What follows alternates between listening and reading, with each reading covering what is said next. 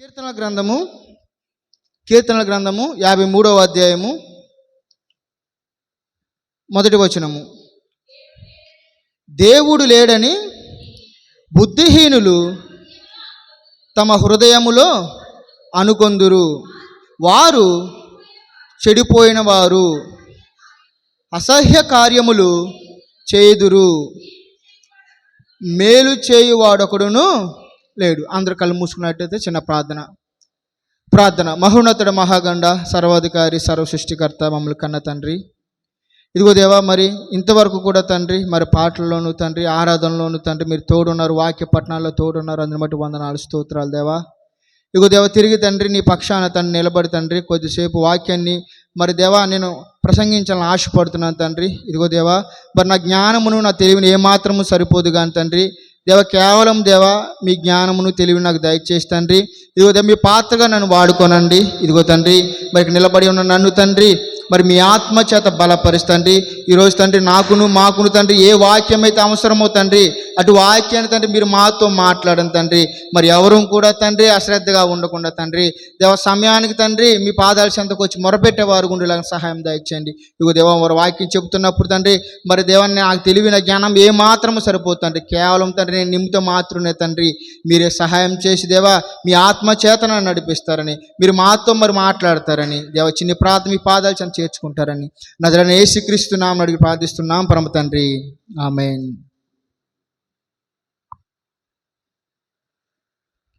కీర్తన గ్రంథం 53వ అధ్యాయంలో చూస్తే కనుక మనం ఇంతకుముందు చదువుకున్న వాక్యము, దేవుడు లేడని బుద్ధిహీనులు తమ హృదయంలో అనుకుందురంట. ఎవరంట? దేవుడు లేడని బుద్ధిహీనులు తమ హృదయములో అనుకుందురంట. ఎవరి బుద్ధిహీనులు అంటే? బుద్ధిహీనులు అంటే ఎవరు? బుద్ధిహీనులు అంటే చెప్పాలి. బుద్ధి లేని వారు అంటారా? చెప్పాలి. దేవుడు లేడని చెప్పేవారు, ఇంకో పరిభాషలో నాస్తికులు. ఇంకా మన పరిభాష చెప్పాలంటే మనమే, అవునా? బుద్ధిహీనులు అంటే ఎవరు? మనం కాదా? ఏమంటారు? మనందరం బుద్ధి కలిగిన వారమేనా?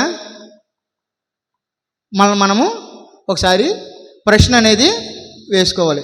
బుద్ధిహీనులు ఎలా ఉంటారు అనేది మనం ఆలోచన చేస్తే వారి ఆలోచన విధానం ఎలా ఉంటుందంటే, ఇక్కడ ఏమంటున్నాడు? దేవుడు లేడని బుద్ధిహీనులంట తన హృదయంలో అనుకుందరంట. తన హృదయంలో బుద్ధిహీనులు ఏమనుకుంటారు? దేవుడు లేడని. మరి ఇంకా ఏమనుకుంటారు? మనం ముందుకెళ్తే కనుక వారు ఎలా ఉంటారంటారు? ఆలోచనలు దేవునికి లోబడిన వారుగా ఉంటారంట. మొదటిగా ఏంటిది? దేవునికి లోబడిన వారుగా ఉంటారంట. రెండవదిగా చూస్తే కనుక దేవుని చిత్తాన్ని గ్రహింపని వారుగా ఉంటారంట. ఏంటిది? దేవుని చిత్తాన్ని గ్రహింపవారినిగా ఉంటారంట.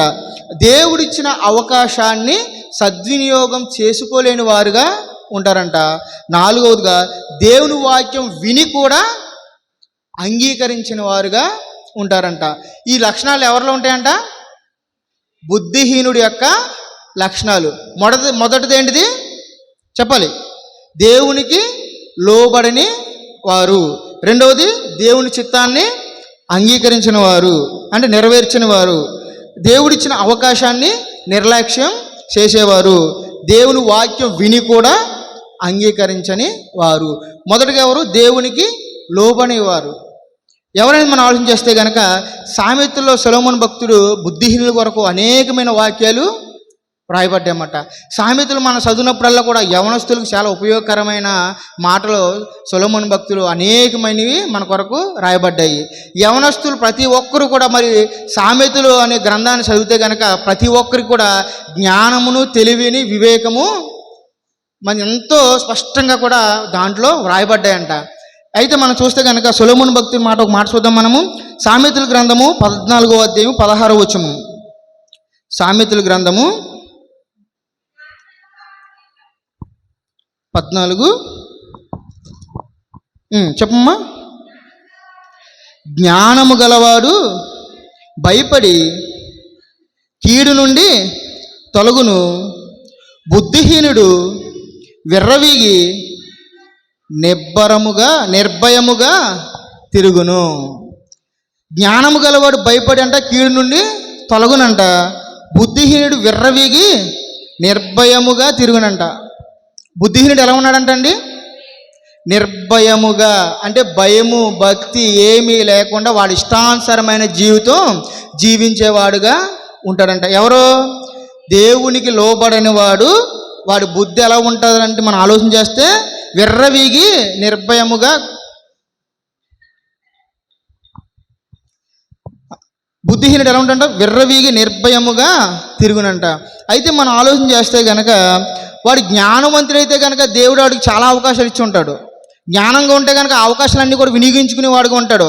వాడు ఏం లేని వాడు అంటాడు, బుద్ధి లేకపోవడం వల్ల వాడు ఎలా విర్రవీగుతాడంటే నాకేంటి, నేను ఎలాగున్నా సరే లోకంలో చలామణి అయిపోతుంది, నాకేమి కదని నిర్భయముగా తిరుగుతాడంటాడు. అంటే ఒక హుందాగా, అంటే నేను చేసేది కరెక్టు, నాకు ఎవరు లేకపోయినా పర్వాలా, నేను చేసేదే రైటు, నా ఇష్టానుసరమైన జీవితం నేను జీవించి వచ్చేసాను. వాడు ఎంత నిర్భయంగా జీవిస్తాడంటే ఎలా ఉంటాడంటే నిర్భయంగా జీవిస్తాడంట. వాడు ఎవడాడు? బుద్ధి లేనివాడు, దేవునికి లోబడని వాడంట. రెండోది చూస్తే ఎవరంట? దేవుని చిత్తాన్ని గుర్తించని వారు. ఎవరో దేవుని చిత్తాన్ని గుర్తించిన వారు. అదే సామెతల గ్రంథము 28వ అధ్యాయము 26వ వచనంలో చూడండి ఒకసారి. సామెతల గ్రంథము, తమ మనసును బుద్ధిహీనుడు సరిపోతుందమ్మా. ఇక్కడ చూస్తే కనుక 28వ అధ్యాయంలో 26వ వచనంలో తమ మనసును నమ్ముకొనివాడు బుద్ధిహీనుడు. ఎవరంట? తన మనసును. ఇక్కడ మనం చూస్తే కనుక దేవుని చిత్తాన్ని మనం ఏం చేయాలంటున్నామో గుర్తించాలని అన్నాం. కానీ బుద్ధిహీనుడు ఆలోచన ఎలా ఉంది? దేవుని చిత్తాన్ని గుర్తించడంట. తన మనసును నమ్ముకుంటాడు వాడు. అంటే తన సొంత ఆలోచనలు, అంటే వాడు ఏది చేస్తే అదే నిజమని, ఏది చేస్తే అదే కరెక్ట్ అన్న ఆలోచన ఉంటాడు తప్ప ఇది దేవుడు నన్ను చేయమన్నాడు, లేదంటే కనుక దేవుని ఆజ్ఞ ఇలా ఉన్నది, దేవుని ఆజ్ఞ ప్రకారం నడుచుకోవాలి, అసలు నా జీవితంలో దేవుడిని చిత్తం ఏంటో ఒక్కసారైనా దాన్ని ఆలోచన ఇచ్చే విధానంగా ఎవరు కూడా ఉండరు. వీరు ఎవరంట? బుద్ధి లేని వారంట. ఎలాగా? బుద్ధి లేని వారు ఏం చేస్తారంటే దేవుని చిత్తాన్ని ఎవరు కూడా గ్రహించరంట. మనం చాలాసార్లు మనం చూస్తూ ఉంటాం. వాస్తవానికి ఇక్కడ మనం మాట్లాడుతున్నప్పుడు అనేక మంది, కొంతమంది నా పర్సనల్గా అంటున్నాడు అనుకుంటవచ్చు. బహుశా ఎవరు కూడా పర్సనల్గా అనుకోవడానికి ఏదీ లేదండి.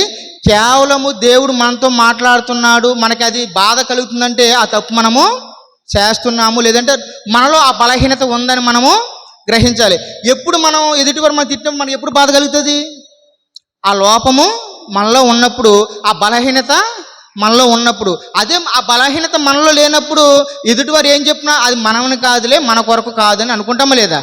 దేవుని వాక్యం కూడా అలాగే మాట్లాడుతుంది. ఏ విధంగా అంటే ఎవరైనా సరే ఇక్కడ నిలబడి మాట్లాడుతున్నప్పుడు వారు వేరే విషయం గురించి మాట్లాడినప్పుడు మనకు గాయపరుస్తుంది. ఆ మాట గాయపరిచినప్పుడు మన గాయపడే వారికి ఉన్నామంటే ఖచ్చితంగా మనము ఆ పాపంతో మనము దేవుడు సాతానికి పట్టుకుని పడేవాడుగా ఉన్నమాట. అంటే మనలో ఆ లోపం ఉంది. ఏ లోపాన్ని గురించి అయితే మనం ఎత్తి చూపు మాట్లాడుతున్నామో ఆ దాని గురించి మనకు తగిలిందనుకో, అంటే మనం ఆ పాపంని జరిగించేవారుగా ఉన్నాము. అంటే ఇది దేవుడు నా కొరకే చెప్తున్నాడు, ఇది ఖచ్చితంగా నేను మార్చుకోవలసిన విషయము అని ప్రతి ఒక్కరము కూడా గ్రహించేవారుగా ఉండాలన్నమాట. అయితే ఇక్కడ చూస్తే కనుక ఏమంటాడంటే దేవుని చిత్తాన్ని గుర్తెరగిన వారు ఎలా ఉన్నారంటే ఇక్కడ తమ మనసును నమ్ముకొనివాడు బుద్ధిహీనుడు. తన సొంత ఆలోచనలు ఎప్పుడు కూడా ఆధారపడకూడదు. ఎలాగండి? తన సొంత ఆలోచనల మీద ఎప్పుడు కూడా ఆధారపడకూడదు. కేవలము దేవుని ఆలోచన మీద మనము ఆధారపడి ఉండాలి. దేవుని ఏ విధంగా అయితే మనం నడిపించాలనుకున్నాడో ఆ చిత్తాన్ని మనము గ్రహించేవారుగా ఉండాలంట.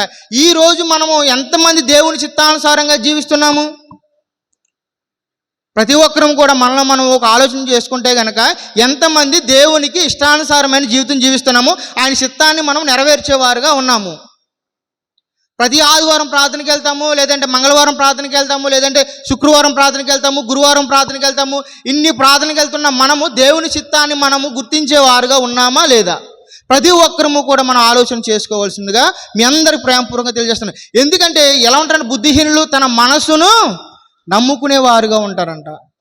ఎప్పుడైనా సరే దేవా నన్ను ఈ లోకంలో ఇలాగా ఈ జన్మనిచ్చావు కదా, ఇన్ని అవకాశం ఇచ్చావు కదా, ఎందు నిమిత్తమైతే నాకు ఈ జన్మనిచ్చి అసలు దానికి రీజన్ ఏంటని ఏ రోజున అడిగాం మనం. ప్రతి ఒక్కరూ కూడా ఇంతకాలము మనకు నాకు 30 సంవత్సరాలు, ఇంకా మిగతా ఉన్న వాళ్ళు 20 సంవత్సరాలు ఉన్నారు. వీరందరం కూడా ఇంతకాలం గడిచిపోయింది కదా మన జీవితాల్లో. ఏ రోజైనా దేవా ఇంతకాలం ఇంకా గడిచిపోయింది, ఇంకా సమయం లేదు, అసలు మీ చిత్తం ఏమై ఉన్నది నా ఎడల అని ఏ రోజైనా మనం ప్రార్థన చేసామా? ప్రతి ఒక్కరము కూడా ఆలోచన చేసుకోవాలి. ఎవరము కూడా మన దేవుని చిత్తాన్ని ఏమాత్రము కూడా గుర్తించకుండా మన ఇష్టానుసారమైన జీవితం, మన మనసుకు నచ్చిన జీవితం జీవించేవారుగా ఈ రోజుల్లో యవనస్తులే కాదు, అనేక మంది పెద్దవారు కూడా ఉన్నారు. ఇంత వయసు వచ్చినా కూడా మనము దేవుని చిత్తాన్ని ఎవరం కూడా గుర్తించేవారు ఎవరం కూడా లేమండి.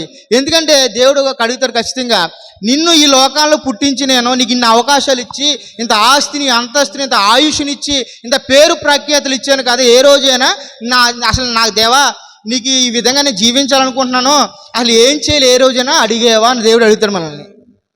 అడగడండి.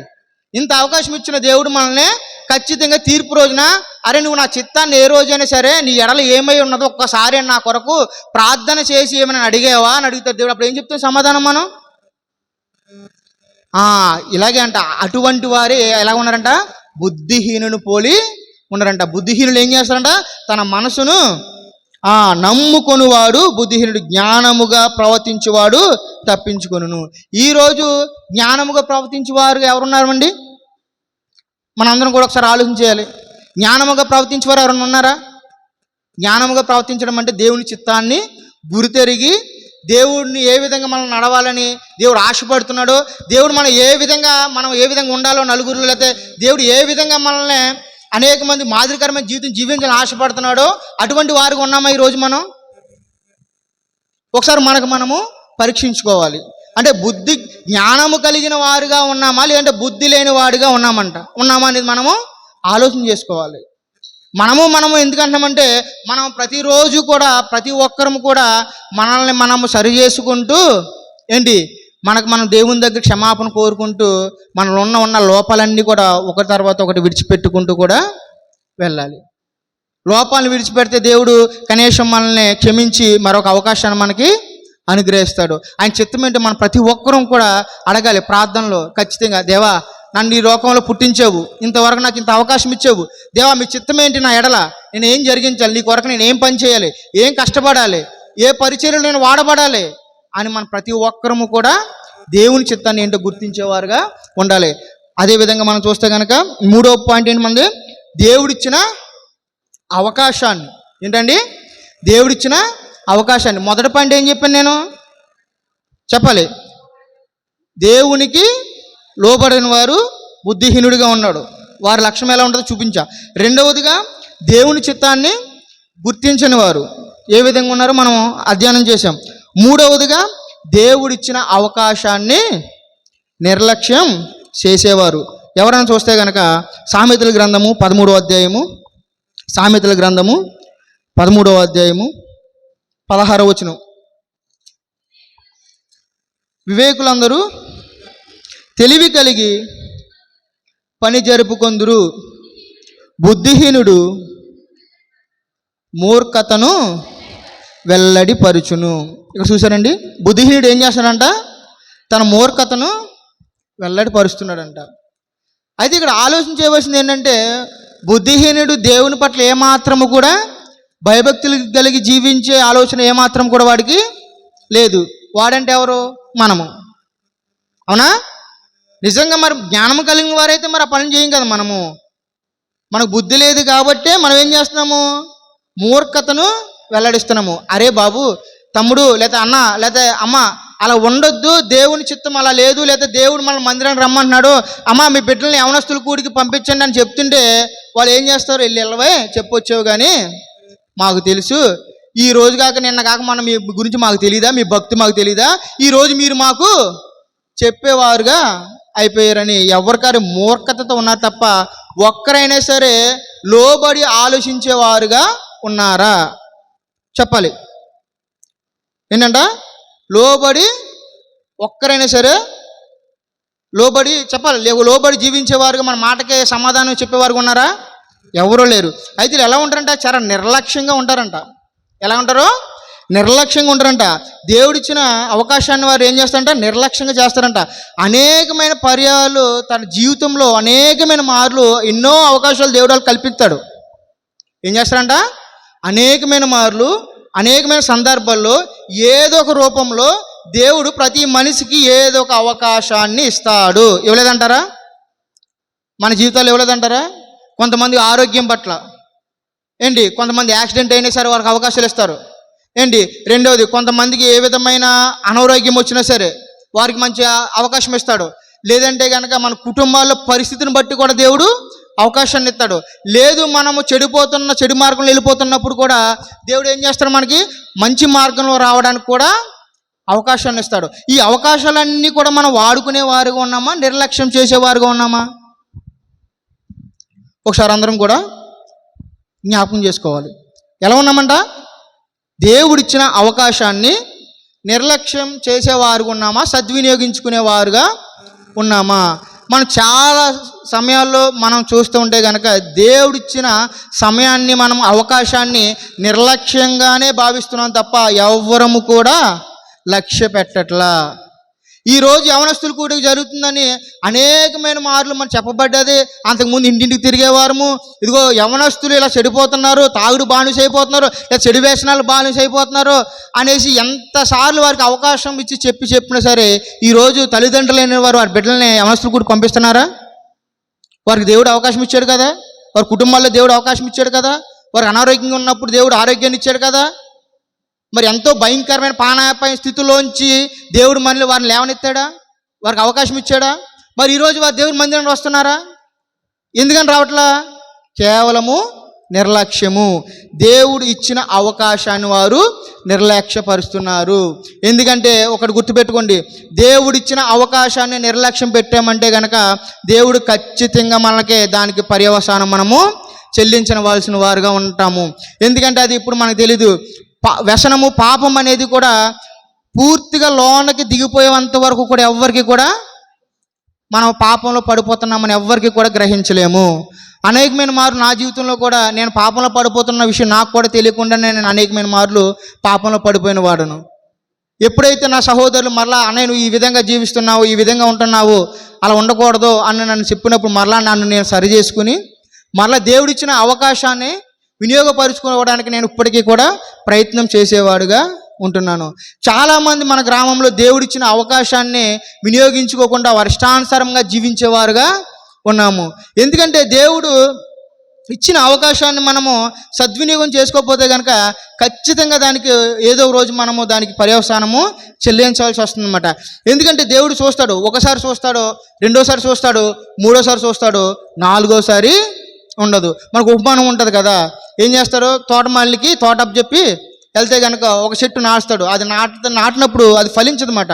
అయితే ఒక సంవత్సరం చూస్తాడు, అంటే రిక్వెస్ట్ చేస్తాడు, అంటే యజమానుడికి ఆ తోటమాలి రిక్వెస్ట్ చేస్తాడు ఏమని, ఈ ఒక సంవత్సరం చూడండి, ఒక అవకాశం ఉంటే కనుక దాన్ని ఫలిస్తే కనుక ఉంచుదాం, లేదా మళ్ళీ రెండో సంవత్సరం ఒక్క అవకాశం దయచేయండి, మరొకసారి ఫలిస్తే కనుక ఉంచుదాము, లేదంటే కనుక నరికివేద్దాం. మరలా ఒకరోజు యజమానుడు వస్తాడు, దాన్ని ఏం చేస్తాడంటే 3 సార్లు అవకాశం ఇస్తాడు, అది ఏం చేస్తుంది?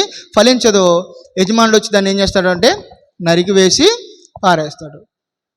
ఈరోజు కూడా మనం ప్రతి ఒక్కరం కూడా ఒక్కసారి ఆలోచన చేసుకోవాల్సిన విషయం ఏంటంటే, దేవుడిచ్చిన అవకాశాన్ని మనము సద్వినియోగం చేసుకోకపోతే కనుక ఖచ్చితంగా దేవుడు మనల్ని కూడా నరికేస్తాడు. ఏం చేస్తాడంట? నరికివేయబడతాము, అందరం కూడా నరకంలో పడతాము. ప్రతి ఒక్కరం కూడా ఏమాత్రం నిర్లక్ష్యం చేయకుండా ప్రతి ఒక్కరు కూడా దేవుని మాటలు, దేవుని వాక్యాన్ని లక్ష్య పెట్టేవారుగా ఉండాలి. ఎందుకంటే ఈ నిర్లక్ష్యం అనేది చూస్తే కనుక యవనస్తులు కూడిక ప్రతి ఒక్కరు పేరు చెప్పినా కూడా ఎవరు కూడా రావట్లా, చాలా నిర్లక్ష్యంగా ఉంటున్నారు. అంటే దేవుడు మీకు అవకాశాన్ని ఇస్తున్నప్పటికీ కూడా దాన్ని మీరు ఏం చేస్తున్నారు? సద్వినియోగించుకునే వారుగా కాకుండా దాన్ని ఏం చేస్తున్నారంటే నిర్లక్ష్యంగా మార్చుకుంటున్నారన్నమాట. ప్రతి ఒక్కరికి కూడా నేను మరి దేవుని పేరు తెలియజేసే విషయం ఏంటంటే, ప్రతి ఒక్కరు కూడా దేవుడిచ్చిన అవకాశాన్ని ఏమాత్రము కూడా నిర్లక్ష్యం పెట్టకుండా ప్రతి ఒక్కరూ కూడా దేవుని మాటకి లోబడి దేవుని సన్నిధానానికి రావాలని మీ అందరికీ కూడా ప్రేమపూర్వకంగా తెలియజేస్తున్నాము. ఎందుకంటే ఈ లక్షణాలు ఎవరిలో ఉంటాయంటే బుద్ధిహీనుడిలో ఉంటాయంట. ఎవరిలో ఉంటాయంట? బుద్ధిహీనులు ఉండంట. బుద్ధిహీనుడు ఏం చేస్తాడంట? దేవుడిచ్చిన అవకాశాన్ని నిర్లక్ష్యం చేసేవాడుగా ఉంటాడంట. ఇక్కడ మనం చదువుకున్నాం కదా, 13వ అధ్యాయం 16వ వచనంలో ఏముంది?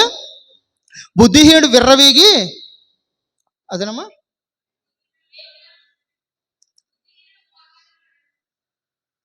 బుద్ధిహీనుడు మూర్ఖతను వెల్లడిపరిచిన 13-16 వచనము. తన మూర్ఖతను చూపించేవాడుగా ఉంటాడంట. ఎవరు? బుద్ధిహీనుడు. దేవుడి మాటలను లక్ష్య పెట్టేవాడుగా ఉండడు. ప్రతి ఒక్కరము కూడా మనము ఈ రాత్రికాల సమయంలో మరి తెలుసుకోవాల్సిన విషయము, దేవుని యందు భయభక్తులుగా జీవించాల్సిన విషయం ఏంటంటే, ప్రతి ఒక్కరం కూడా దేవుడిచ్చిన అవకాశాన్ని నిర్లక్ష్యం చేయకుండా ప్రతి ఒక్కరూ కూడా సద్వినియోగపరుచుకునేవారుగా ఉండాలి. మొత్తం ఇప్పుడు మనం ఎన్ని పాయింట్లు చెప్పుకున్నాం? 3 పాయింట్లు చెప్పుకున్నాం. ఒకటి ఏంటిది? దేవునికి లోబడిన వారు, దేవుని చిత్తాన్ని గుర్తెరగిన వారు, దేవుడిచ్చిన అవకాశాన్ని నిర్లక్ష్యం చేసేవారు. 4వదిగా దేవుని వాక్యం విని కూడా అంగీకరించని వారు. ఎవరంట? దేవుని వాక్యాన్ని విని కూడా అంగీకరించిన వారంట. దేవుని వాక్యాన్ని విని కూడా అంగీకరించిన వారు ఎవరు అంటే గనక అందరం వస్తాం. అనేకమైన మార్లు ఎంతో విరివిమానంగా సువార్త ప్రకటించబడుతుంది మన గ్రామంలో. మంగళవారము, గురువారము, శుక్రవారము, శనివారము, ఆదివారము, వారానికి 5 రోజులు. ఈ లోపు ఏదన్నా స్పెషల్ అకేషన్ ఉంటే ఆ రోజు కూడా. ఇన్ని రోజుల పాటు వాక్యం వినబడుతున్నా కూడా వీళ్ళు ఎలా ఉంటారంట? చెప్పాలి, అంగీకరింపని వాడిగాను, వాళ్ళని ఇష్టానుసారంగా. ఇప్పుడు చెప్పుకున్న 3 కేటగిరీలు ఉన్నాయి చూసావా, వారందరూ కూడా ఇందులోకే వస్తారు. ఏం చేస్తారంట? దేవుని వాక్యం విని కూడా అంగీకరించకుండా ఉంటారంట వారు. ఆదివారం వస్తాము, వాక్యం వింటాము. గురువారం వస్తాము, వాక్యం వింటాము. శుక్రవారం వస్తాము, వాక్యం వింటాము. కానీ దాన్ని అంగీకరిస్తామా? దానికి లోబడతామా? ఎవరు కూడా లోబడము. లోబడిన వారు ఉంటే కనుక ఖచ్చితంగా దేవుని మాటకి లోబడేవారుగా ఉండాలి. దేవుని వాక్యము వినకుండా దేవుని వాక్యము వినకుండా వారు ఏం చేస్తారంట? దేవుని వాక్యము విని కూడా వారు ఏం చేస్తారు? అంగీకరించరన్నమాట. అది ఎవరో కాదు, మనమే. అనేకమైన వారు అనేకమైన వర్తమానాలు వింటాము, కానీ దేవుని మాట మనం పక్కన పెట్టి మరలా మన సొంత ఆలోచనలోకి వెళ్ళిపోతాం అన్నమాట. అంటే దేవుని చిత్తాన్ని గుర్తెరగము, దేవుని లోబడము, దేవుడి చిత్తాన్ని గుర్తెరగము, దేవుడిచ్చిన అవకాశాన్ని మనము లక్ష్య పెట్టము. ఇవన్నీ విన్నా కూడా దాన్ని మనము అంగీకరించిన వారిగానే ఉంటామన్నమాట. ఇవన్నీ ఉన్నా కూడా మనం ఏం చేస్తామంటే, ఇంత వాకింగ్ చెప్పని, ఎంతో మంది ప్రసంగికులు తీసుకురాని, ఎన్నో మీటింగులు పెట్టని, చివరికి ఎంత వాక్యం విన్నా కూడా చివరికి వారు ఏం చేస్తారంటే, అలా విని కొంతసేపు మనం ఏం చేస్తాం? పశ్చాత్తాపడి, సరే అబ్బా బాగుంది వాక్యము, చాలా బాగా చెప్పాడు, లేదా అన్నయ్య లేదా తమ్ముడు బాగా చెప్పాడు, ఈరోజు అయ్యగారు బాగా చెప్పారు వాక్యము అని మాట్లాడుకుంటామే తప్ప దాన్ని అంగీకరించి ఆ వాక్యానికి లోబడి జీవించేవారుగా ఏమాత్రము కూడా మనము లేమంట అనే విషయాన్ని మన అందరం కూడా ఒకరినొకరు పరిశీలించుకోవాలి. అంటే ఈరోజు దేవుడు ఇక్కడ నిలబడి మాట్లాడుతున్నప్పుడు, వాక్యం చెప్తున్నప్పుడు ఆ వాక్యాన్ని విని కూడా మనం అంగీకరించేవారుగా ఉన్నామా? లేదంటే కనుక మన ఇష్టానుసారమైన జీవితం ఆ సేపు విని బాధపడి ఏదో కొంచెం పశ్చాత్తాపడి మన యథావిధిగా లోకంలోకి వెళ్ళిపోయి మన ఇష్టానుసారమైన జీవితం జీవించేవారుగా ఉన్నామని ప్రతి ఒక్కరూ కూడా మనము గ్రహించుకుని ఆలోచన చేసి మనకు మనం ప్రశ్నించుకునేవారుగా ఉండాలి. అయితే మనం చూస్తే కనుక ఇక్కడ మనం ముందుగా చదువుకున్న వాక్యంలో కీర్తనల గ్రంథము 53, దేవుడు లేడని బుద్ధిహీనులు తమ హృదయంలో అనుకొందురు, వారు చెడిపోయిన వారు అసహ్య కార్యములు చేదురు. బుద్ధిహీనులు ఎవరంట? వారు ఎవరంటండి? చెడిపోయిన వారంట. ఎవరంట? చెడిపోయిన వారంట. వీరు చెడిపోవడమే కాకుండా పక్కన వారిని కూడా చెడిపోయేవారుగా ఉంటారు. ఎవరు? బుద్ధిహీనులు. వారు చెడిపోవడమే కాదు, పక్కనోడిని కూడా చెడిపోయేవారుగా ఉంటారంట. ఫర్ ఎగ్జాంపుల్, ఎవరైనా సరే ప్రార్థనకి వెళ్తున్నాం అనుకో, వాళ్ళ ప్రార్థన మీరు వెళ్తాం ఏంటి అని ఇంటికాడ ఆపేసేవారు కూడా ఉంటారు. అంటే పక్కోళ్ళు కొంతమంది ప్రోత్సాహంగా ఇవాళ మంగళవారం ప్రార్థనకి వెళ్దామంటే ఖచ్చితంగా పక్కోళ్ళు ఆపేసే రోజులు మనుషులు కూడా ఉన్నారు. వాళ్ళు ఎవరంట? బుద్ధిహీనులంట. ఎవరైనా జ్ఞానవంతులైతే, దేవుని బిడ్డలైతే కనుక తనతో పాటు ఇంకొకరిని తీసుకొచ్చేవారుగా ఉంటారు. అదే బుద్ధిహీనులైతే కనుక ఏం చేస్తారంట? వారు చెడిపోయింది కాకుండా ఎదుటి వారిని కూడా చెడిపేసేవారుగా ఉంటారు. అటువంటి వారితో మనము సహవాసము చెయ్యకూడదు. ఎవరితో? బుద్ధిహీనులతో మన సహవాసము సాంగత్యము చేయకూడదు. అయితే మనం ఇంకా ముందుకెళ్తే కనుక 2వ వచనంలో, వివేకము కలిగి దేవుని వెతుకువారు కలరేమో అని దేవుడు ఆకాశము నుండి చూసి నరులను పరిశీలించాడంట. ఏం చేస్తున్నాడంట దేవుడు? కనీసం వివేకము గలవారు ఒక్కరైనా కలరేమో అని దేవుడు ఆకాశము నుండి చూసి నరులను పరిశీలించాడంట. దేవుడు పైనుంచంట పరిశీలిస్తున్నాడంట. ఎక్కడి నుంచి? ఆకాశం నుంచి అంట. ఏమని? వివేకము కలిగిన వారు ఎవరైనా ఉన్నారేమో నా బిడ్డలో, నన్ను హక్కును చేర్చుకుని, అంటే నా దగ్గరకు వచ్చి దేవుడు నా చిత్తాన్ని గ్రహించేవారు, నాకు లోబడేవారు నా బిడ్డలు ఎవరైనా ఉన్నారేమో అని దేవుడు ఆకాశం నుండి తేరి చూస్తానంట. ఎలా ఉన్నారంటే ఏంటి? వివేకము కలిగిన వారు ఎవరైనా ఉన్నారని దేవుడు చూస్తున్నాడంట. ఎవరైనా ఉన్నారంటారా? అయితే అసలు వివేకం అంటే ఏంటి? అసలే వివేకం అంటే ఏంటి చెప్పాలి. వివేకం అంటే ఏంటి? వివేకం అంటే ఏంటి చెప్పాలి. మంచి చెడులను గుర్తించి తగిన నిర్ణయం తీసుకోవటమే వివేకము. ఏంటండి వివేకం అంటే ఏంటి? మంచి చెడులను మంచి చెడులను తగిన నిర్ణయాలు, అంటే ఇది మంచా చెడా అని తెలుసుకుని తగిన సమయం మందు నిర్ణయం తీసుకోవటమే వివేకము కలిగి జీవించటము. అయితే ఇక్కడ ఏమి మంచి ఏం కలిగి వివేచన కలిగి ఉండాలంటే కనుక చూస్తే కనుక ఎవరైనా సరే, ఒక్కడైనా సరే దేవుని పట్ల మంచిగానైనాను కనీసం దేవుని అంగీకరించేవాడుగాను, కనీసము దేవుని గుర్తించేవారుగాను ఎవరైనా ఉన్నారా వివేకం కలిగి?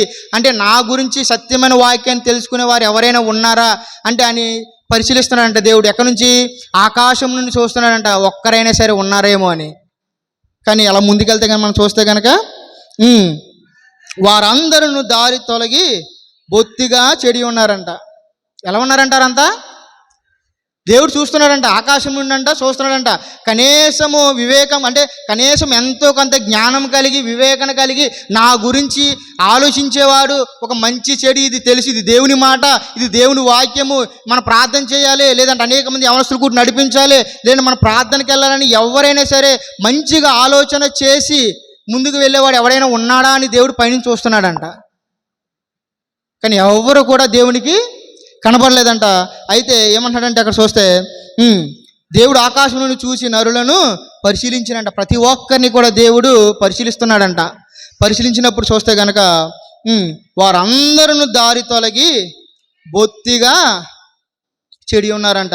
ఒకరును తప్పకుండా అందరూ కనీసం ఒక్కడ కూడా మంచిగాను జ్ఞానము గలవాడిగా ఎవ్వరు కూడా ఆలోచన చేస్తారంట. అందరూ బుద్ధిహీనులుగాను వివేచన లేని వారుగానే కనబడుతున్నారంట. ఎవరికి? దేవునికి. అయితే మనం ఆలోచన చేస్తే కనుక ఇదే మాట మనకి ఇదే వాక్యం చూస్తే కనుక దేవుడు అంతకు ముందుకు వెళ్తే కనుక ఆదికాండంలో ఒక సిచ్యువేషన్లో, ఒక సందర్భంలో దేవుడు ఇలాగే చూస్తాడంట. దేవుడు నరులను చేసిన తర్వాత పాపం భయంకరంగా నిండిపోతున్నప్పుడు ఒకసారి మనం ఆలోచన చేస్తే ఒక్కసారి ఆదికాండము 6వ అధ్యాయము 5-6 వచనాలు. ఇక్కడ మనం చూస్తే నోవాహు గారు కనబడతారు మనకి. చదవమ్మా.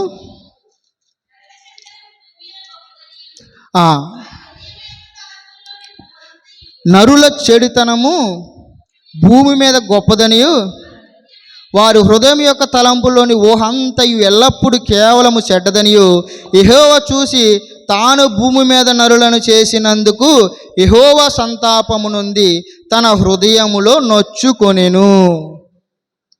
మన చదవబడిన వాక్యం ఏంటండి? దేవుడు ఎక్కడి నుంచి చూస్తున్నాడంట? ఆకాశం నుంచి చూస్తుంటే కానీ ఎవరైనా వివేకం కలిగి ఉన్నారా లేదని దేవుడు చూస్తున్నప్పుడు ఎవరైనా ఉన్నారంటే ఎవ్వరు కూడా లేరంట. ఎలా ఉన్నారో మనం ఆలోచన చేస్తే ఇక్కడ చూస్తే కనుక ఎలా ఉన్నారంట? దేవుణ్ణి వారు ఎలా అంటే తాను భూమి మీద నరులను చేసినందుకు యెహోవా సంతాపము నొంది తన హృదయములో నొచ్చుకొనెను. అంటే దేవుడు మనల్ని సృష్టించినందుకు దేవుడు ఈ విధంగా మనల్ని క్రియేట్ చేసినందుకు, ఇన్ని అవకాశాలు ఇస్తున్నందుకు దేవుడు అంట ఈయన ఇంకా ఎందుకు ఇలా చేశానని దేవుడు తన హృదయంలో నొచ్చుకుంటున్నాడంట. అంటే మన ప్రవర్తన, మన జీవితాలు ఆ విధంగా దేవునికి విరోధముగా ఉన్నాయి. మన ప్రతి ఒక్కరం కూడా ఆలోచన చేయవలసిన విషయం ఏంటంటే, ఇక్కడ దేవుడు ఇచ్చిన ఈ అవకాశాన్ని లేదా ఆయన చిత్తాన్ని కానీ మనం ఏమాత్రమైనా కానీ గుర్తు చేసుకునే వారుగా ఉన్నామా లేదని మనం ఆలోచించాలి. దేవుడు ఇక్కడ ఏం చేస్తాడంటే, ఎందుకు ఈ నరులను పుట్టించానా, అసలు ఎందుకు సృష్టించానా అని తన ఏంటంటే హృదయంలో నొచ్చుకుంటున్నాడంట. హృదయంలో నొచ్చుకోవడం అంటే దేవుణ్ణే బాధ పెట్టి అంత దిగజారిపోయిన స్థితిలో మనము ఉన్నాం. ఎలాగంట, దేవుణ్ణే మనము బాధ పెట్టి అంత భయంకరమైన జీవితము, పాపములో మనము పడిపోయిన వారుగా ఉన్నామన్నమాట. ఇన్ని అవకాశాలు ఇస్తున్నప్పుడు కూడా మనము ఏమాత్రం కూడా దేవుని చిత్తాన్ని గుర్తెరగకుండా మన ఇష్టానుసారంగా జీవిస్తే గనక ఖచ్చితంగా దేవుడు చూస్తాడు. ఆ రోజు మరి చూసాడు దేవుడు తన హృదయంలో నొచ్చుకున్నాడు. వెంటనే వారందరిని ఏం చేశాడు, మనం ముందుకెళ్తే గనక ఎలాగనగా నేను వారిని సృష్టించినందుకు సంతాపం నొంది ఉన్నాను. అయితే అలా ముందుకు వచ్చేస్తే కనుక చదవండమ్మా. 12వ వచనం చదవండి. దేవుడు భూలోకమును చూచినప్పుడు అది చెడిపోయి ఉండెను, భూమి మీద సమస్త శరీరులు తన మార్గములను చెరిపి వేసుకొని ఉండిరి. సరిపోతుంది. ఏం చేసుకున్నారంట, దేవుడిచ్చిన అవకాశాలన్నీ కూడా వారు ఇష్టానుసారంగా జీవించేసి లాస్ట్కి ఏం చేసుకుంటారంటే, సమస్త శరీరులు తమ మార్గమును చెరిపి వేసుకొని ఉన్నారు. వీరందరూ కూడా ఎలా ఉన్నారు? ఇప్పుడు ఏ కోణంలోకి వస్తారండి? బుద్ధి లేని వారి కోవలోకి చెందినవారు. ఈరోజు కూడా మనము ప్రతి ఒక్కరం కూడా ఆలోచించవలసిన విషయం ఏంటంటే, కూడా దేవుడు ఇన్ని అవకాశాలు ఇస్తున్నప్పుడు మనకి ఏ రోజైనా సరే ఆయన చిత్తాన్ని మనం గుర్తెరగకుండా ఈ కాలాన్ని ముగించామంటే కూడా మనము వెంటనే మన కళ్ళు మూయగానే ప్రతి వారం కూడా ఈ మాట చెప్పబడుతుంది. ఇక్కడ వన్స్ మనం ఇక్కడ కళ్ళు మూయగానే వెంటనే మనకి తీర్పు అనేది ఉంటుంది. ఏంటి ఆ తీర్పు అంటే, వెంటనే అయితే నెమ్మది పొందే స్థలమా లేదా వేతనకరమైన స్థలము. ప్రతి ఒక్కరము కూడా వచ్చిన అవకాశాన్ని ప్రతి ఒక్కరం కూడా సద్వినియోగము పరుచుకునేవారుగా ఉండాలి. అయితే ఇక్కడ 53వ కీర్తనలో చివరిగా చూస్తే మనము ఒక్కడును తప్పకుండా అందరూ చెడి ఉన్నారు, మేలు చేయవారు ఎవ్వరును లేరు, ఒక్కడైనను లేడు. ఈ రోజును బట్టి మనము ఆలోచన చేయవలసిందంటే, మనకి ఎవరో మేలు చేస్తారో, ఎవరి ద్వారా మనం లబ్ధి పొందుతాము, లేదంటే ఎవరి ద్వారా మనం రక్షింపబడతాము అని ఎవరి మీదైనా మనం ఎప్పుడు కూడా ఆధారపడకూడదు. కేవలం మనం ఆధారపడవలసింది ఎవరి మీద అంటే, కేవలం మన రక్షకుడైన దేవునిపైన మనము ఆధారపడేవారుగా ఉండాలి. లేని పక్షాన మనం అందరం కూడా బుద్ధిహీనుల వలె ఏదో రోజు మరి ఆ చెట్టు నరకబడినట్టుగా మనల్ని కూడా దేవుడు కంపల్సరీగా నరికి పాడేస్తాడు. చివరికి ఒక వాక్యాన్ని చూపించి మనం ముగించుకుందాం. అపోస్తుల కార్యములు 17వ అధ్యాయము 30వ వచనం. ఆ అజ్ఞాన కాలమును దేవుడు చూచి చూడనట్టుగా ఉండెను, ఇప్పుడైతే అంతటను అందరూ మారు మనసు పొందవలనని ఆజ్ఞాపించుచున్నాడు. ఇంతవరకు కూడా మనము ఒకవేళ దేవునికి లోబడిన వారుగా ఉన్నామేమో, ఒకవేళ దేవునికి చిత్తాన్ని మనం గుర్తెరగని వారుగా ఉన్నామేమో, ఒకవేళ దేవుడిచ్చిన అవకాశాన్ని మనము వినియోగించుకోలేని వారుగా ఉన్నామేమో, దేవుని వాక్యం విని కూడా మనము దాన్ని లోబడిన వారుగా ఉన్నామేమో. ప్రతి ఒక్కరము కూడా ఒక్కసారి ఆలోచన చేసి మనం అందరము కూడా మరి ఆ రోజు చూస్తే దేవునికి ఆకాశం చూసినప్పుడు లోకమంతా ఎలా ఉందంట? పాపంతో నిండిపోయి ఉందంట. వారందరినీ కూడా ఏం చేశాడు? దేవుడు జలప్రలయం రప్పించి నాశనం చేసేసాడు. దేవుడు మనకైతే ఇక్కడ అవకాశాన్ని ఇస్తున్నాడు. ఏం చేస్తున్నాడండి? దేవుడు మనకైతే అవకాశాన్ని ఇస్తున్నాడు. ఆ అవకాశాన్ని సద్వినియోగం పరుచుకునేవారుగా ఉండాలి. ఒకవేళ ఇంకా నేను బుద్ధిహీనుడి వలె జీవిస్తాను, బుద్ధి లేని వాడిగానే ఇంకా ఈ లోకంలో ఉంటాను, నాకు ఏమైనా పర్వాలేదు, దేవుడు లేడు, దేవుడికి లోబడను, ఆయన చిత్తం ఏంటో నాకు అనవసరము, నాకు మనసుకు నచ్చిందే నేను చేస్తాను, నా ఇష్టానుసారానికి ఇలాగే ఉంటాను, ఎవరేమైతే నాకేంటి అని అనుకుంటే గనక ఈసారి అయితే దేవుడు ఊరుకోడంట. ఏమంటున్నాడంట, ఆ అజ్ఞాన కాలంలో దేవుడు చూసి చూడనట్టుగా ఉండేను. అప్పుడైతే ఈ సమయం మంది మనం దేవుడు చూసి చూడనట్టు వదులుతున్నాడంట. మరొక రెండోసారి అయితే కనుక దేవుడు ఈసారి ఇంకా క్షమించేదే లేదంటున్నాడు. అయితే ఇప్పుడైతే అంతటా అందరూ మారు మనసు పొందవలనని మనుషులకు ఆజ్ఞాపించుచున్నాడు. ప్రతి ఒక్కరము కూడా ఈ రాత్రికాల సమయంలో అందరము కూడా ఏం చేయాలంటే, ప్రతి ఒక్కరము దేవుని చిత్తం ఏమిటో మనం ముందుగా గుర్తెరగాలి, ఆయన మాటకు లోబడాలి, ఆయన చిత్తం ఏంటో గ్రహించాలి. వాక్యం విన్నప్పుడు మనం సరి చేసుకున్న మాటలు ఏమి ఉంటే కనుక మనము సరి చేసుకునేవారుగా ఉండాలి. సో ప్రతి ఒక్కరము కూడా మనము దేవునిలోకి నడవటమే కాదు కానీ అనేక మందిని దేవుని వైపు నడిపించేవారుగా ఉండాలి. మరి యవనస్తున్న ఇలాంటి వారికి ప్రతి ఒక్కరికి కూడా మరి మీ అందరికీ నేను మనవి చేసే విషయం ఏంటంటే కూడా, సమయము ఏమాత్రము కూడా లేదు. ఎందుకంటే సాతానుగాడు పోంచి ఉన్నాడు, ఎప్పుడు మృంగుదురుమా అనేవాడు ఈదులంతా కూడా తిరుగుతున్నాడు, గద్దించు సింహం వలె తిరుగుతున్నాడు. ఆ అవకాశాన్ని వాడికి ఇచ్చామా కంపల్సరీగా మనల్ని ఎత్తుకెళ్ళిపోతాడు. ఆ అవకాశాన్ని వాడికి ఇవ్వకుండా మనము దేవుని యందు భయభక్తులు కలిగి ఉంటే గనక దేవుని కంచె కాపుదల మనపై ఎప్పుడు కూడా ఉంటుంది. ప్రతి ఒక్కరికి కూడా అందరం, ఎవరైతే రక్షణ లేదో, ఎవరైతే మారు మనసు లేదో, ఎవరికైతే కనుక పాపక్షమాపణ పొందుకోలేదో ప్రతి ఒక్కరూ కూడా మరి దేవుని చెంతకొచ్చి మారు మనసు పొంది బాప్తిస్మము తీసుకుని దేవుని యందు భయభక్తులు కలిగి జీవించేవారుగా ఉండాలి. అందరం కూడా మనమందరం కూడా అందరూ కళ్ళు మూసుకున్నట్టయితే మరి ప్రార్థన చేసుకుందాం. ప్రతి ఒక్కరం కూడా మన ఇచ్చిన అవకాశాన్ని దేన్ని కూడా మరి విడిచిపెట్టకుండా సద్వినియోగం పరుచుకునేలాగన, అదేవిధంగా దేవుని చిత్తాన్ని గ్రహించేవారులాగన, అదేవిధంగా దేవునికి లోబడేవారుగా మనందరం కూడా కళ్ళు మూసుకున్నట్టు ప్రార్థన చేసుకుందాం. అందరూ కూడా ఎవరు మౌనంగా ఉండొద్దు. ప్రార్థన. మహోన్నతుడ మహాగండ వందనాలు యేసయ్యా. ఇదిగో తండ్రి, మరి ఇంతవరకు కూడా తండ్రి మీరు మాతో మాట్లాడారు తండ్రి. ఇదిగో దేవ, రాత్రికాల సమయంలో తండ్రి మరి నిజంగా మేము మీకు లోబడేవారుగా ఉన్నామా తండ్రి, లేదంటే మా ఇష్టానుసారంగా జీవించేవారుగా ఉన్నామా దేవా, మీ చిత్తాన్ని మేము గ్రహించేవారుగా ఉన్నామా తండ్రి, లేదా మా మనసుకు నచ్చిన దాన్ని చేసేవారుగా ఉన్నామా తండ్రి.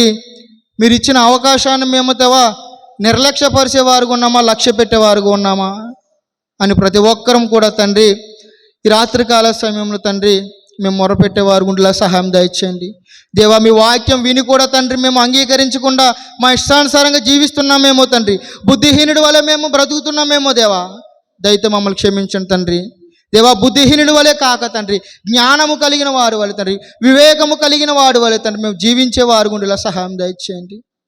గొప్ప దేవుడా, స్తోత్రాలు వందనాలు తండ్రి దేవా. మీరు మా జీవితాల్లో, మా కుటుంబ పరిస్థితుల్లో తండ్రి అనేకమైన సార్లు తండ్రి అనేకమైన అవకాశాలు మాకు అనుగ్రహించారు తండ్రి. మేమైతే తండ్రి మేము ఏమాత్రము కూడా తండ్రి ఇంకనూ అదే బ్రతుకుతున్నామా, ఏమాత్రం కృతజ్ఞత లేకుండా తండ్రి మా ఇష్టానుసారంగా జీవితున్నాం కానీ తండ్రి దేవా, నీకు లోబడి జీవించేవారుగా ఏమాత్రం లేమయ్యా. దయతో మమ్మల్ని క్షమించండి దేవా. మరొక అవకాశాన్ని మాకు దయచేయండి తండ్రి దేవ. ఎవరమైతే తండ్రి నిర్లక్ష్యంగా ఉన్నామో వారందరము కూడా తండ్రి మీ పాదాల చెంతకు వచ్చి తండ్రి మొరపెట్టేవారు గుండెలాగా సహాయం దయచేయండి. గొప్ప దేవుడ, స్తోత్రాలు వందనాలు తండ్రి. మరి ఆ రోజులైతే తండ్రి చూసి చూడనట్టు విడిచిపెట్టేశారయ్యా. మరి తండ్రి ఈ సమయం అంది తండ్రి ఏమాత్రం కూడా క్షమించబడదు అంటున్నారు తండ్రి దేవా. నా గ్రామంలో యవనస్తులకి ఎవరికైతే తండ్రి మారు మనసు లేదో తండ్రి, ఎవరికైతే రక్షణ లేదో తండ్రి, ఎవరికైతే తండ్రి బాప్తిసం పొందుకోలేదు తండ్రి, ప్రతి ఒక్కరు కూడా తండ్రి రక్షణ పొందుకుని మారు మనసు పొంది తండ్రి దేవా బాప్తిసం తీసుకుని తండ్రి దేవా మీ పాదాల చెంతకు వచ్చి తండ్రి వారు తండ్రి అనేక మందికి మాదిరికరమైన జీవితం జీవించేవారు ఉండేలాగా సహాయం దయచేయండి. గొప్ప దేవుడు స్తోత్రాలు వందనాలు దేవా. మరి తల్లిదండ్రులుగా ఉన్న వారందరినీ జ్ఞాపం చేసుకుని తండ్రి, వారి బిడ్డలైన వారిని తండ్రి మీ సన్నిధానానికి తండ్రి వారిని నడిపించడానికి తండ్రి వారి ప్రేరేపణ కలిగించండి. గొప్ప దేవుడు స్తోత్రాలు వందనాలు తండ్రి. అదేవిధంగా తండ్రి మరి రాత్రికాల సమయం తండ్రి నా గ్రామంలో ఎవరైతే తండ్రి అనారోగ్యంగా ఉన్నారో వారందరికీ కొరకు కూడా తండ్రి మీ ప్రార్థన చేస్తున్నామయ్యా. దేవా వారి బలహీనతను తీసివేయండి తండ్రి, వారి సంపూర్ణమైన ఆరోగ్యం దయచేయండి తండ్రి. ఎంతోమంది ప్రాణాపాయ స్థితి నుంచి తండ్రి తప్పించావు దేవా, అందుని బట్టి వందనాలు స్తోత్రాలు తండ్రి. దేవ ఇంకా ఎవరైతే ఆపరేషన్ జరగవలసి ఉన్నదో, ఎవరికైతే ట్రీట్మెంట్ జరగవలసి ఉన్నదో వారందరికీ కూడా తండ్రి మంచి ఆరోగ్యం దయచేయండి తండ్రి. మరి ఎవరికైతే ఏ అనారోగ్యం ఉందో తండ్రి, మరి ఎవరి కుటుంబంలో అయితే అవసరతలు ఉన్నాయో తండ్రి, సమస్తం ఎరిగిన దేవుడు తండ్రి మీరే సహాయం చేయండి, కృప చూపించి నడిపించండి తండ్రి. గొప్ప దేవుడు స్తోత్రాలు వందనాలు. అదేవిధంగా తండ్రి కూడి వచ్చిన ప్రతి ఒక్కరిని కూడా జ్ఞాపం చేసుకోండి తండ్రి. దేవ ఇక్కడ ఎవరికైతే ఏ అవసరం ఉన్నాయో సమస్తం ఎరిగిన దేవుడు తండ్రి మీరే సహాయం చేయండి. ఇదిగో దేవ చెప్పబడిన వాక్యాన్ని తండ్రి మరి ఊరికే తండ్రి మరి పోనీయక తండ్రి దాన్ని విని అంగీకరించే వారి గుండెలా సహాయం దయచేయండి తండ్రి. దేవా మేము ప్రతి వాక్యాన్ని తండ్రి మా కొరకు తండ్రి మీరు మాతో ఏం మాట్లాడారని మేము గ్రహించుకునే వారి గుండెలా సహాయం దయచేయండి. గొప్ప దేవుడు స్తోత్రాలు వందనాలు తండ్రి. దేవ ఇక్కడ వచ్చిన తమ్ముళ్ళని చెల్లిని కూడా పేరు పేరుని జ్ఞాపం చేసుకుని తండ్రి వారికి దేవ ఎవరికైతే రక్షణ లేదు వారి రక్షణ అనుగ్రహించండి తండ్రి. మేమందరం కూడా తండ్రి మీ రాజ్య వ్యాప్తి కొరకు సిద్ధపరిచి తండ్రి అనేక మంది మేము సిద్ధపడి దేవా అనేక మంది సిద్ధపరిచే వారి గుండెలా సహాయం దయచేయండి తండ్రి. గొప్ప దేవుడు స్తోత్రాలు వందనాలు తండ్రి. దేవా మీరు సహాయం చేయండి, కృప చూపించండి తండ్రి. మరి ఇంతవరకు కూడా తండ్రి దేవా బలహీనుడైన నన్ను తండ్రి బలపరిచి తండ్రి దేవా మాతో మీరు మాట్లాడారు తండ్రి. మరి ఇంక నువ్వు తండ్రి మీ అందు భయభక్తులు కలిగి ఇంకా నువ్వు దేవా ఇంకా మీ సేవలో వాడబాలని ఆశపడుతున్నానయ్యా, సహాయం దయచేయండి దేవా. మరి అల్పుడైన నన్ను తండ్రి ప్రేమించి విధంగా నిలబెట్టి దేవా మాతో మీరు మాట్లాడారు తండ్రి. మరి ఇంకను తండ్రి దేవా మీ ఆత్మ సహాయం మాకు అనుగ్రహించి ఇంకను తండ్రి అనేకమైన పరిచర్యలు వాడబడ్డానికి సహాయం దయచేయండి. గొప్ప దేవుడు స్తోత్రాలు వందనాలు. మరి తమ్ముడు జాషువాను కూడా జ్ఞాపం చేసుకోండి. మరి ఇంతవరకు కూడా తమ్ముడు ఎంతో చక్కగా నడిపించి ఉన్నాడు. అదే తమ్ముడు రూబెన్ జ్ఞాపం చేసుకోండి. ఇంకా ఎవరైతే తండ్రి యవనస్తులు కూడుకులు పాలు భాగస్తులై ఉన్నారో వారందరినీ కూడా తండ్రి మీరే సహాయం చేసి తోడుండి కృప చూపించి నడిపిస్తారని దేవ చిన్ని ప్రార్థన మీ పాదాలు చేర్చుకుంటారని నజరేయుడైన యేసుక్రీస్తు నామమున అడిగి ప్రార్థిస్తున్నాం పరమ తండ్రి.